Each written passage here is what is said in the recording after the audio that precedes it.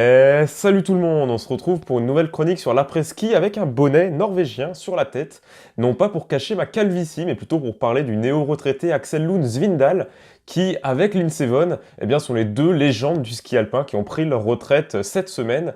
Et je voulais vous faire une petite vidéo un petit peu spéciale, une sorte d'hommage, dans laquelle on pourrait revenir ensemble sur la carrière respective de ces deux immenses champions. On va donc faire ça rapidement, une petite vidéo un petit peu courte, un petit peu hommage. C'est parti tout de suite.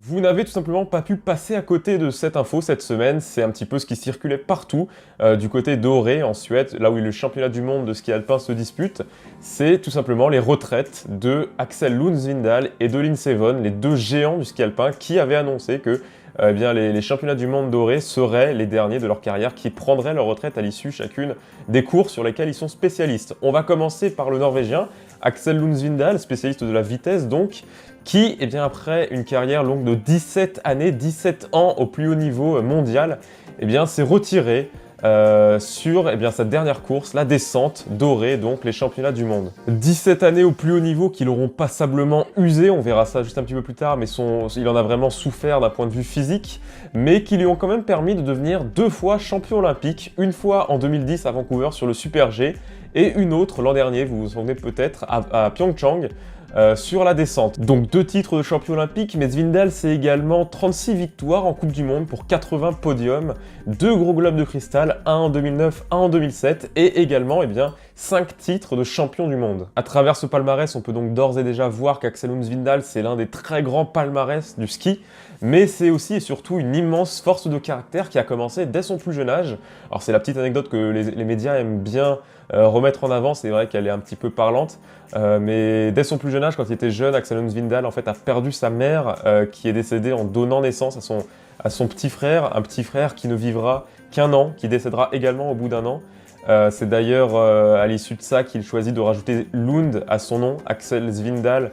Il rajoute Lund, qui est donc le nom de sa mère. C'est pas un deuxième prénom comme on peut le voir souvent dans les noms norvégiens, comme par exemple Johannes Tignes Bø, ou voilà, il y en a plusieurs autres exemples. Là, c'est vraiment le nom de sa mère qu'il a choisi d'accoler à celui de son père, Axel Lund Svindal. Et cet événement, beaucoup de spécialistes y voient un petit peu le départ de la carrière de Svindal, mais également de Svindal en tant qu'homme en fait. C'est un petit peu l'événement qui l'a forgé et qui lui a permis par la suite d'acquérir son tempérament qui est si détaché, si calme, qui le caractérise si bien. C'est d'ailleurs de qualités qui sont presque indispensables, j'allais dire, pour des skieurs, pour des descendeurs, puisque vous savez que la descente, comme la Super G, toutes les épreuves de vitesse, on se lance à parfois plus de 130 km/h sur des pistes parfois verglacées pendant plus de 2 minutes.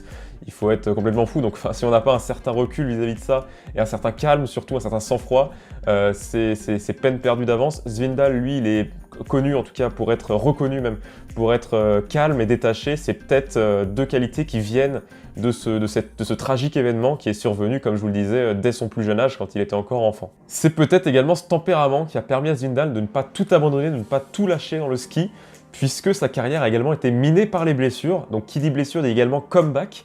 Et comeback parfois improbable, puisque Svindal est passé par de très lourdes blessures. Il avait vraiment de quoi tout abandonner, voilà. Mais non, c'est peut-être du coup ce tempérament aussi, comme je vous le disais, cette hargne en fait de vaincre, de revenir, qui lui a permis de ne jamais vraiment abandonner. Et donc c'est presque tout un symbole que de le voir quitter le monde du ski alpin sur cette seconde place. Donc ça on en parlera plus tard. On en parlera en fin de semaine, mais on fera un débrief complet des championnats du monde d'Åre. Mais Svindal termine sur une seconde place sur la descente, à 2 centièmes seulement de Kjetil Jansrud, son compatriote. Donc c'est plus qu'un symbole, ça montre la carrière entière de Svindal qui, cette saison, malgré quelques victoires, quelques podiums, n'a pas forcément été aussi exceptionnel que certaines années, que là où on avait pu le voir aussi dominateur de par le passé. Là, vraiment, il termine sur cette quasi-victoire, quasi-titre de champion du monde, vice-champion du monde du coup. C'est plus qu'un symbole, ça montre vraiment toute l'énergie qu'avait Svindal tout au long de sa carrière, sa hargne en fait de vaincre. L'autre très grand nom qui s'est retiré du ski alpin cette semaine, c'est Lindsey Vonn, qui a également profité des championnats du monde d'Åre pour tirer sa révérence. C'était un petit peu sa destination finale. Et comme pour Svindal, dont le profil d'ailleurs est assez similaire, on va commencer par énumérer son palmarès et c'est là que ça fait vraiment très peur, puisque Von, c'est tout simplement 82 victoires en carrière en Coupe du Monde, au moins 2 victoires dans chacune des disciplines. C'est également 137 podiums, c'est 4 gros globes de cristal, 2 titres de championne du monde, 1 titre olympique à Vancouver en 2010. Donc c'est un palmarès extrêmement garni. On en parlait en début de saison, l'objectif de la saison de Lindsey Vonn, c'était un petit peu d'aller chercher le record de victoires en carrière du Suédois Ingemar Stenmark, qui est de 86 victoires.